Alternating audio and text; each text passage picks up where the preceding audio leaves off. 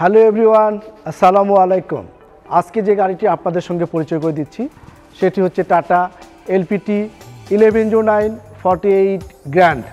কাস্টমারদের দীর্ঘদিনের চাহিদা অনুযায়ী এই গাড়িতে আমরা 825-20 রেডিয়াল টায়ার ব্যবহার করেছি এমআরএফ ব্র্যান্ডের।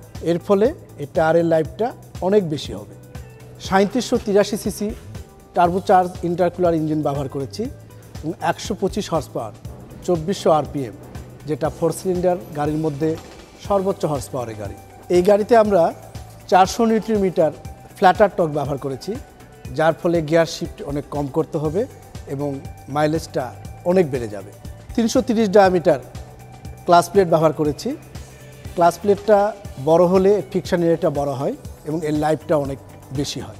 জিবিএস 550 গিয়ার বক্স ব্যবহার করেছি। এটা অ্যালুমিনিয়াম হাউজিং। নর্মাল গিয়ার বক্সের চেয়ে এই গিয়ার বক্সের ওজন 53 কেজি কম, যার জন্য কার্বোরেটটা কম হবে, এর ফলে মাইলেজটা বেশি পাওয়া যাবে।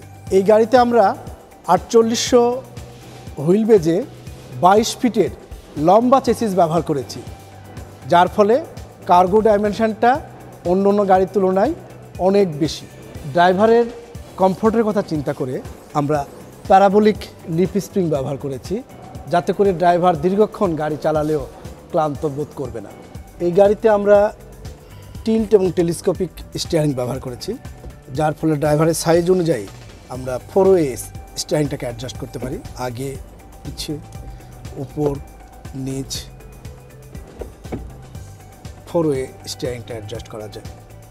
22 ফিট লম্বা এই চেসিসটি বাংলাদেশের বিভিন্ন অ্যাপ্লিকেশান, বিশেষ করে readymade garments, pharmaceutical, FMCG, parcel and courier, poultry and chicks career, white goods এবং প্যাকেজিং ইন্ডাস্ট্রিজের জন্য এটি একটি আদর্শ গাড়ি।